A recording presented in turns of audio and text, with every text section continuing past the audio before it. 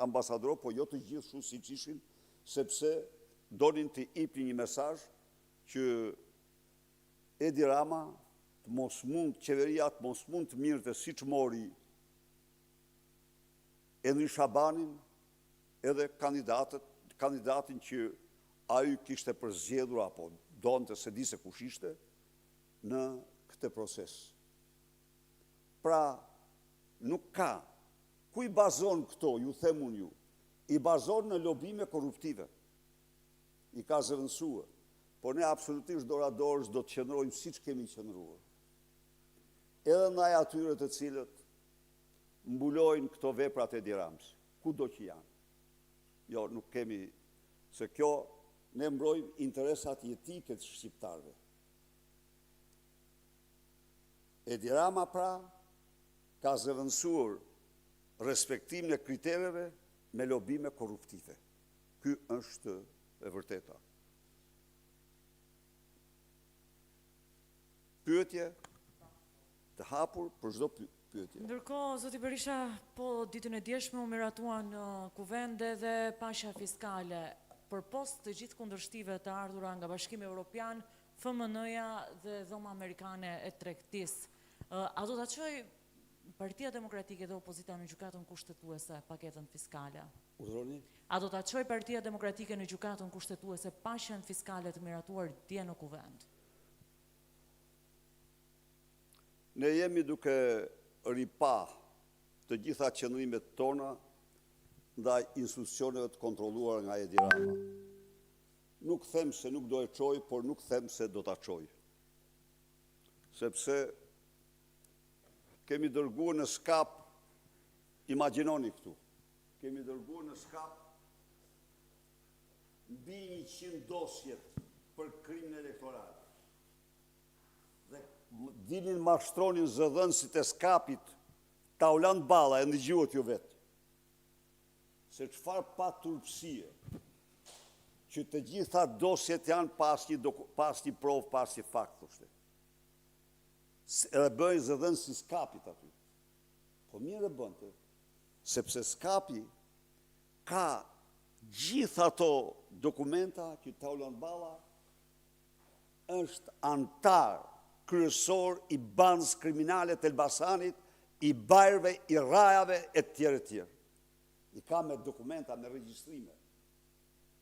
Por Tauland Balla, ose i ka shpërbly ata in kind, ose i ka shpërbly me para, ndaj dhe bën zëdhënësin e tyre në parlament. Me që përmendët Spakun, ditën e djeshme u zgjodhe dhe kreu i ri i Spakut, Klodian Braho. Keni një koment për këtë? Komenti vetëm që dje u zbatua kushtetuta. Nuk u zgjodh si i pari me 5 vota, që ishte jo kushtetuese, dhe që s'mund të rrinte as një ditë në detyrë. Jo, i dyti mori 7 vota, dhe komenti i dytë, aty ishte një zonjë, çka tregon se ajo trupe KLP-s është mizogenike, nuk i dhanë as një votë. Këtë, shu është që ta marrë. Ishte një zonjë aty, ajo nuk shkoj vetë aty. Aty në KLP e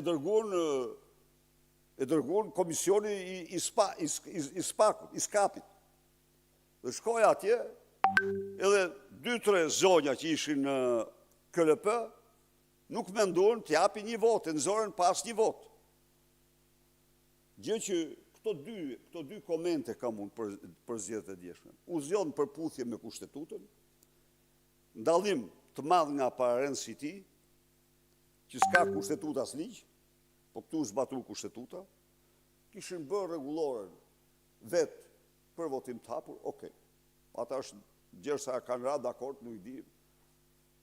Normal, në institucione votimi është i mbyllur, po ata kanë ra dakord vetë dhe s'mund t'ja diskutoj kush atë të drejtën për të vendosur si do të votojnë.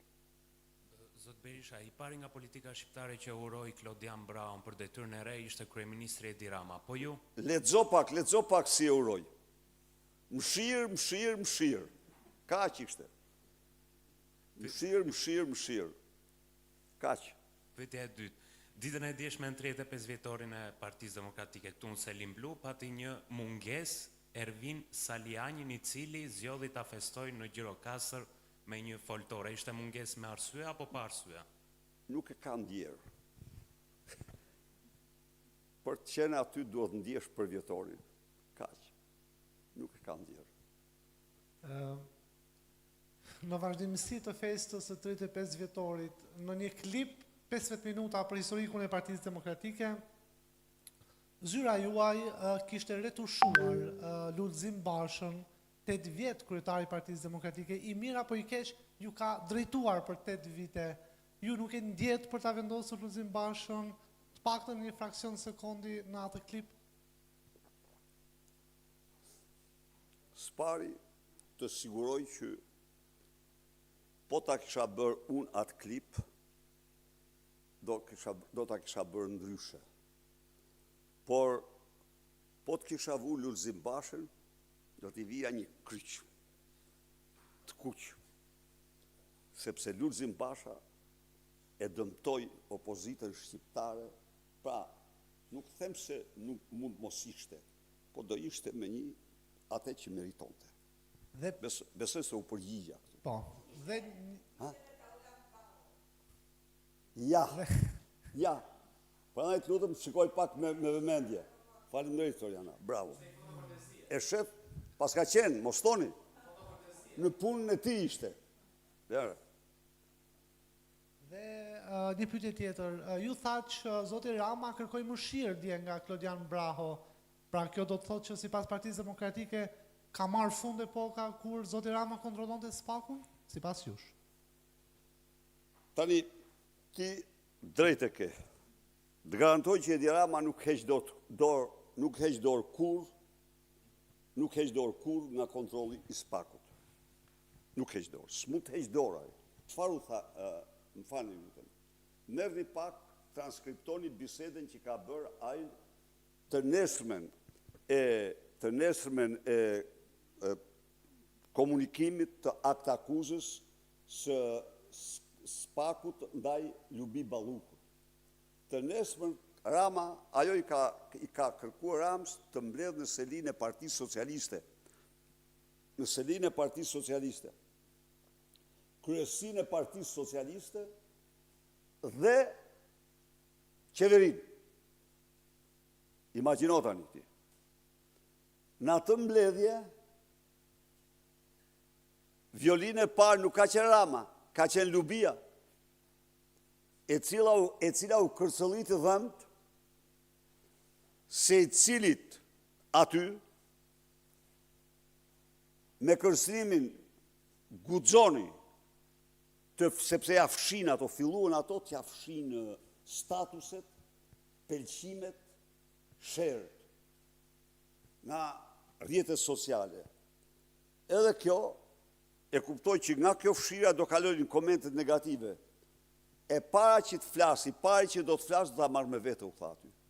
Dhe me gisht, njerë të regon të Ogertën, e cila duket i shkuar në se ta zëvendësonte, herën tjetër Plumbeshën, pra nuk la edhe, po këta i ka zjedh vetë, ta shumicën e këtyre ministra i ka zjedh vetë, pra këto që i konsideronte, fliste dhe i tregonte me gisht.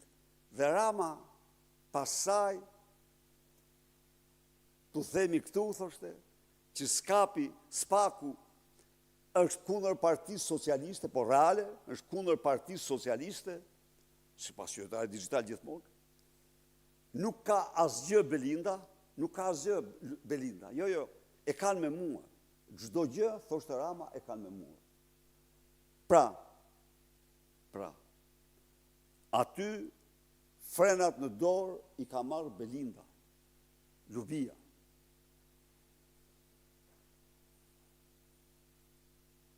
Sigurisht që